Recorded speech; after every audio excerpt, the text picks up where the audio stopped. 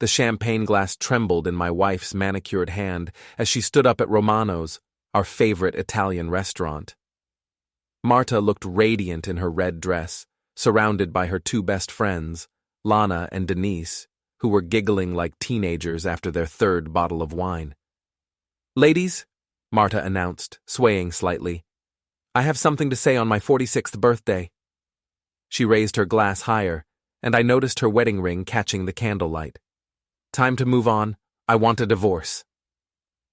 Before we dive deeper into this story, I have one small request. Please subscribe, drop a like, comment, and hit that hype button to boost this channel so more people can discover these incredible Reddit stories. The table erupted in laughter. Lana clapped her hands together. "Finally, girl, you deserve so much better than this blue-collar life." Denise nodded enthusiastically. "Jake from your agency has been asking about you for months. He's perfect for you, creative, sophisticated, successful." I sat there, fork halfway to my mouth, watching my wife of 22 years toast to ending our marriage while her friends cheered her on. The pasta suddenly tasted like cardboard. "Tom's been holding you back for years," Lana continued, not even bothering to lower her voice. "You're an advertising executive, for crying out loud. You belong with someone who appreciates fine art, not someone who fixes cars all day." That's when I stood up, my chair scraping against the hardwood floor. The laughter died instantly.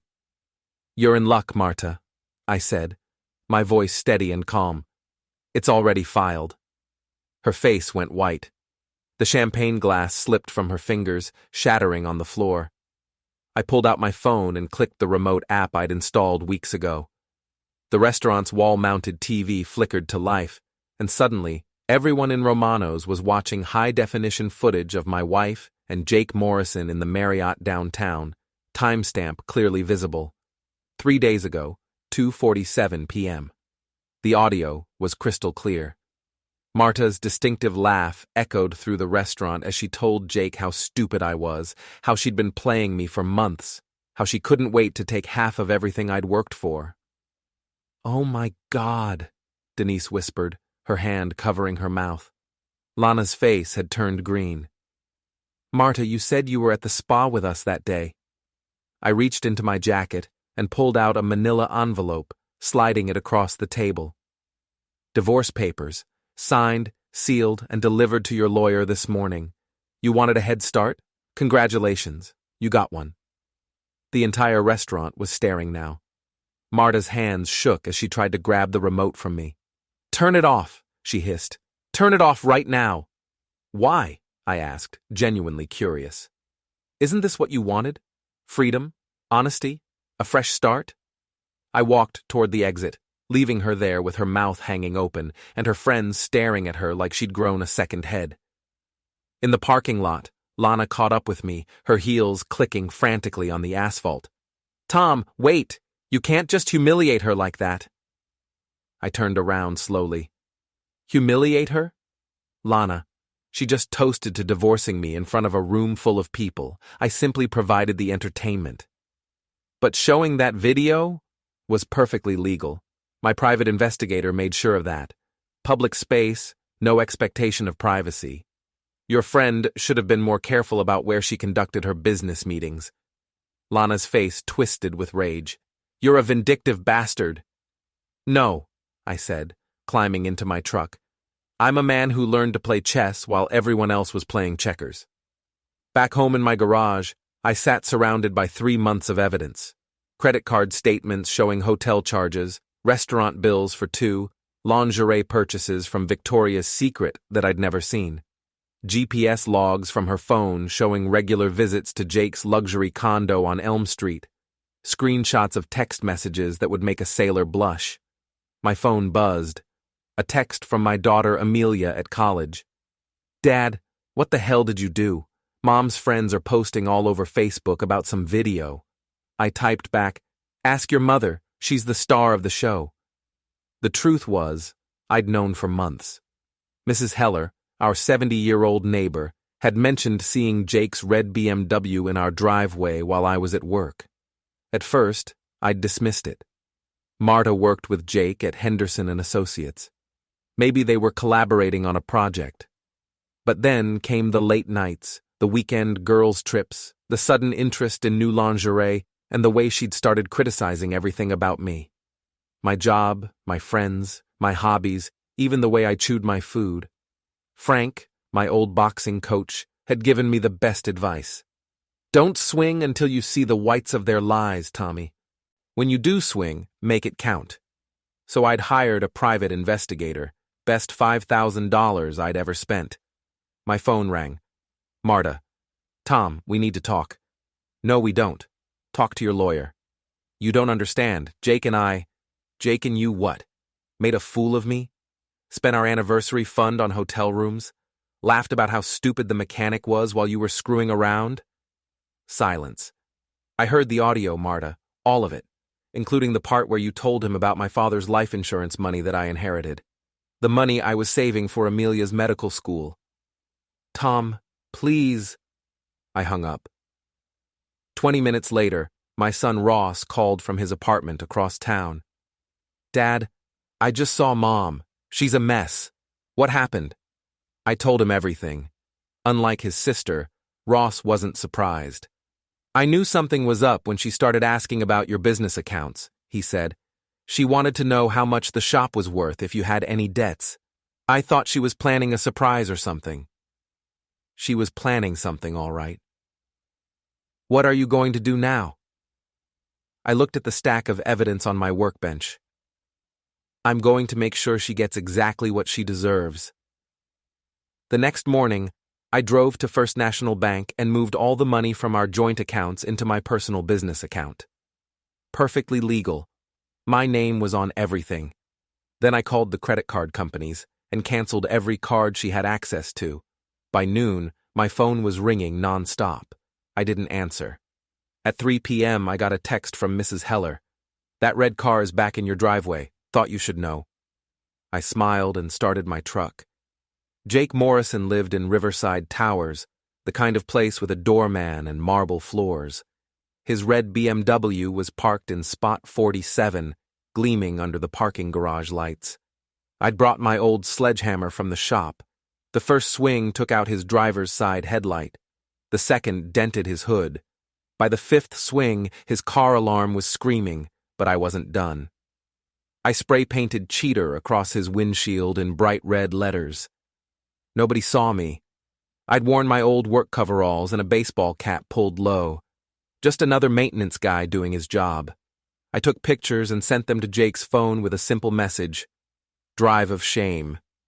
Then I drove to Henderson and Associates.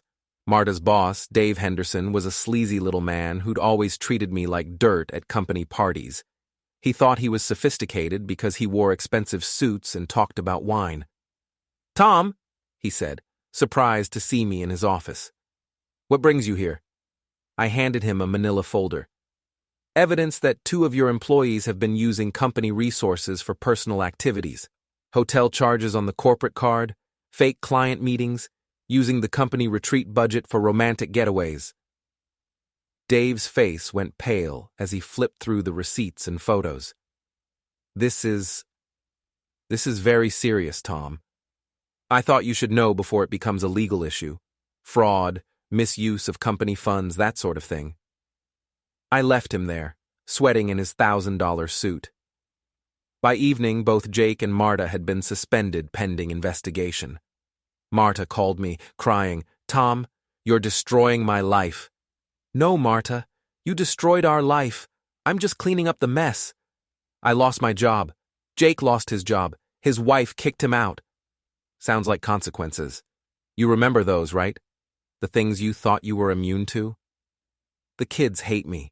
Amelia won't answer my calls. Ross told me I'm dead to him. Maybe you should have thought about that before you decided to torch our family for a midlife crisis. She was sobbing now. I'm sorry, Tom. I'm so sorry. Can't we work this out? Work what out? You wanted a divorce. You're getting one. You wanted freedom. Congratulations. But I wasn't done. Not even close.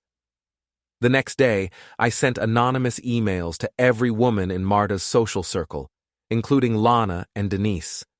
The emails contained screenshots of Jake's text messages, not just to Marta, but to 3 other women, including Lana's sister. Turns out Jake had been busy. Very busy. By afternoon, Marta's entire friend group had imploded. Lana confronted her sister, who admitted to a 6-month affair with Jake. Denise discovered that Jake had been hitting on her daughter at the company Christmas party. My phone buzzed with a text from Lana. "We need to talk." I ignored it. That evening, Lana showed up at my shop, tears streaming down her face. "Tom, I'm sorry. We were wrong about Jake. We were wrong about everything." "You were wrong about me too," I said, not looking up from the engine I was working on. "But that's not my problem anymore.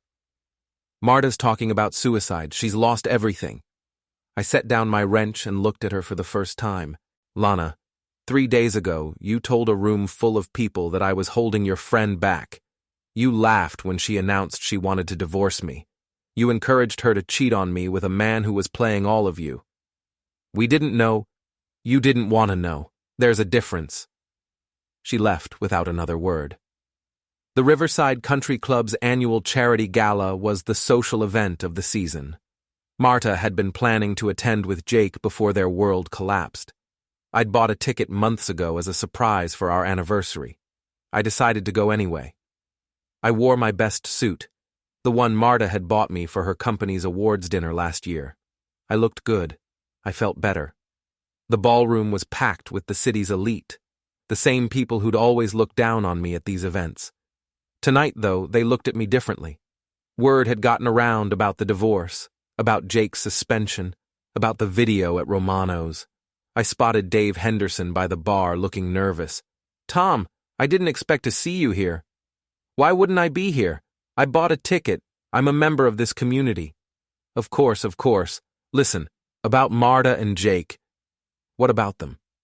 "Well, we had to let them go. The evidence you provided, it was conclusive." I nodded. "Good for you, Dave. Shows integrity." Halfway through dinner, I excused myself and walked to the AV booth. The technician was young, probably 25, and he recognized me. "Hey, you're Tom Mitchell, right? The guy from the video that's been going around?" "That's me." "Dude, that was epic. My girlfriend showed me. Your wife was cold, man." "She was. Listen, I need a favor." I handed him a USB drive. "Can you put this on the main screen? It's a presentation about marriage and trust. Very appropriate for tonight's theme about community values." He grinned. "Absolutely." 20 minutes later, as the mayor was giving his speech about family values and community trust, the main screen flickered to life. First came the hotel footage, crystal clear and damning. Then Jake's text messages to multiple women, including graphic descriptions of his conquests and his plans to upgrade from his wife to someone with more money. The crowd gasped as Marta's voice filled the ballroom, recorded during one of her hotel meetings with Jake. "Tom's so stupid. He actually thinks I'm at book club on Thursdays. I could rob him blind and he'd thank me for it." People were pulling out their phones, recording everything. That's when Jake appeared, pushing through the crowd toward me. "You son of a bitch!" he screamed, lunging at me. I sidestepped easily. Years of boxing training don't disappear overnight. Jake stumbled and fell face first into the dessert table. The crowd laughed. "Gentlemen and ladies," I said, taking the microphone from the stunned mayor. "Tonight's theme is community values. I think we've all learned something valuable about trust, commitment, and consequences." Security was moving toward Jake, who was covered in chocolate cake and whipped cream. Jake Morrison and my soon-to-be ex-wife thought they were smarter than everyone else. They thought actions didn't have consequences. They were wrong. I handed the microphone back to the mayor and walked out of the ballroom to thunderous applause. In the parking lot, Marta was waiting by my truck, tears streaming down her face. "Tom, please. I'll do anything. I'll go to counseling. I'll quit my job. Oh wait, I already lost it. I'll move out of town. Just please, stop this."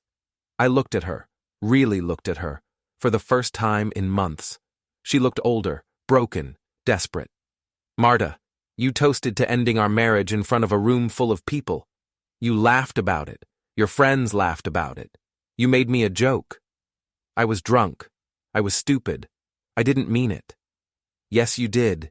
You meant every word. You just didn't expect consequences. I pulled off my wedding ring and handed it to her. You wanted freedom. You wanted a fresh start. You wanted to move on. Congratulations. You got everything you asked for. Tom, don't do this. 22 years of marriage, 22 years that you threw away for a midlife crisis with a man who was cheating on you with half the women in town. She collapsed against my truck, sobbing. I have nothing left. No job, no friends, no family. The kids won't speak to me. Jake's wife is suing me for alienation of affection. I'm going to lose the house. That's what happens when you blow up your life for a fantasy. I got in my truck and started the engine. Where am I supposed to go? She screamed. I don't know, Marta. But for the first time in months, that's not my problem. I drove away, leaving her standing alone in the parking lot under the streetlights, holding the wedding ring that had once meant everything to both of us. 3 months later, the divorce was final. Marta moved to her sister's house in Florida. Jake's wife took him for everything in their divorce and sent me a thank you card. Lana and Denise stopped speaking to each other after the Jake revelations tore their friend group apart. My kids eventually forgave me. They realized I'd been protecting our family the only way I knew how. I kept the shop, the house, and my self-respect. Sometimes the best revenge isn't getting even. It's letting people face the natural consequences of their choices while you walk away with your dignity intact.